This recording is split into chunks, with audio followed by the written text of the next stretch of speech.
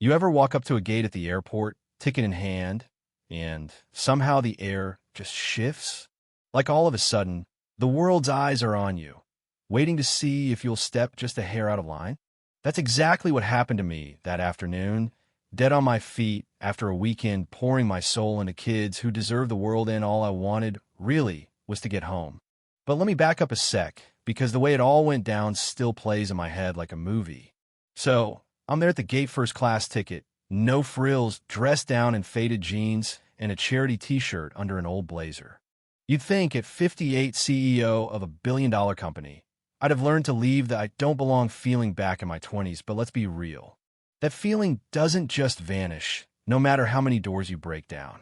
The flight attendant's name tag read Richard, and he delivered the line with the practiced precision of someone who'd been dying to say it all day.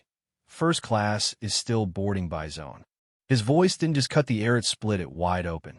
He barely looked at my ticket before hitting me with, "Ma'am, I'm going to need you to step aside until your proper group is called."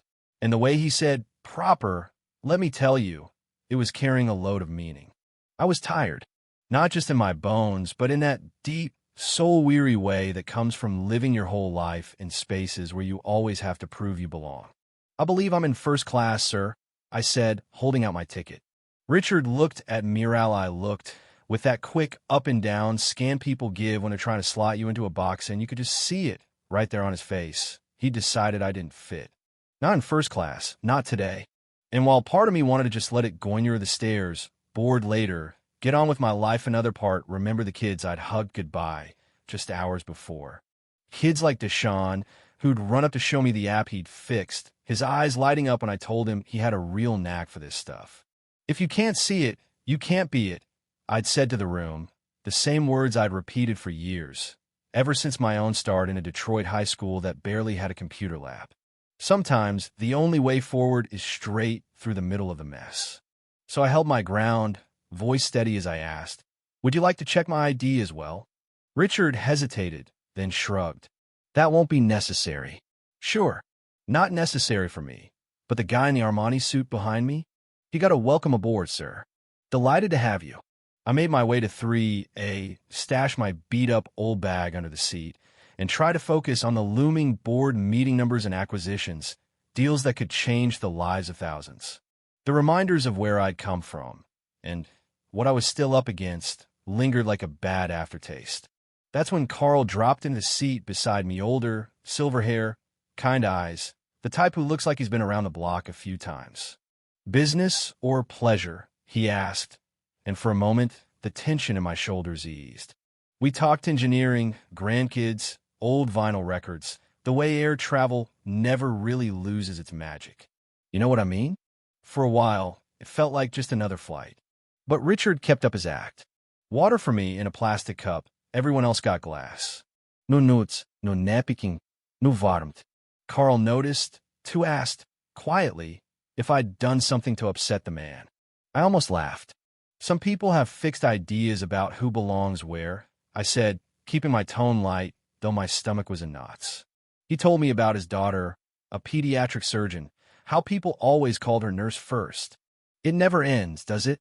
Across the aisle, Richard was gushing over some businessman's kid getting into Northwestern extra dessert. Handshakes, the works. For a moment, I wanted to just let it slide. After all, I'd endured worse. But I could feel it adding you, Paul, the little slights, all the times you're made to feel less than even when you're sitting at the head of the table. That slow, quiet erosion of dignity. Halfway through the flight, while I was waiting for the restroom, I heard Richard talking to the other attendant, Sophie. He was loud enough that I could hear every word. "Can you believe they let her into first class, dressed like that? Probably used someone else's miles." Sophie tried to defend me, said I seemed nice, but Richard just scoffed. "You should have seen the way she tried to board early." I took a moment in that tiny bathroom, staring at my own reflection. Lines around my eyes, streaks of silver in my curls every inch earned. My father worked the line at Ford for 30 years, my mother typing legal briefs for people who never bothered to learn her name. They'd given everything so I could sit here in this seat, and I wasn't about to shrink myself down to make Richard comfortable. But I also knew a blow-up wouldn't solve anything. Not really. So, when I got back to my seat, I sent a quiet text to Marcus Reynolds, the CEO of United Airlines, someone I'd known for years. Marcus, I'm on UA 1422. Could you meet me at SFO? Not an emergency, just an opportunity.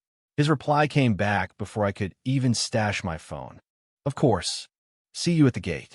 The rest of the flight, Sophie was all extra, kindness maybe trying to make up for Richard's attitude, maybe just doing what decent people do. Richard stayed frosty. I chatted with Carl, and the plane dipped toward San Francisco. As we taxied to the gate, Carl leaned over and said, "You know, you should report him." I shrugged. Sometimes you have to pick your battles. He nodded, but I could see he was still thinking about it. I waited for the crowd to deplane before gathering my things and walking up the aisle. Richard was at the door, his professional smile slipping when he saw me. "Thank you for flying with us," he said, already looking past me. I paused, just long enough to let him know something was coming. "Actually, Richard, I believe we'll be seeing each other again quite soon." The confusion on his face was almost enough, but not quite. I stepped into the terminal, and there was Marcus, every inch the airline seal-colored suit, posture like he owned the place, which technically he did. The look on Richard's face when he came through the jetway and saw Marcus waiting for me? Priceless. Like he'd seen a ghost. Marcus smiled just a little and said, "I think I'm beginning to understand the situation." "I believe introductions are in order," I replied, keeping my voice calm, my posture steady. Now, I can't say for sure what happened next behind the scenes, but here's what I do know. Sometimes, the best way to teach someone isn't with fireworks and shouting. Sometimes it's with the undeniable fact of who you are, standing where they said you didn't belong, with the world watching. And as I walked toward baggage claim, I thought about Deshaun and all the kids who'd watched me board that flight, who needed to know you could make it to the front, even if the world tried to push you back. Maybe Richard will think twice next time. Maybe the airline will take a harder look at how their people treat passengers who don't look the part. But here's what I want to know: what would you have done? Should I have called him out in front of everyone? Or was the quieter route more powerful? Is there ever a right way to demand respect when you know you've earned it 1,000 times over? Let me know in the comments, because this conversation isn't just mine. It belongs to everyone who's ever been told to wait for their proper place. So, tell me, where do you draw the line between patience and protest? Between silence and speaking up? I want to hear your stories. Let's talk about what real justice and real change looks like, right here, right now.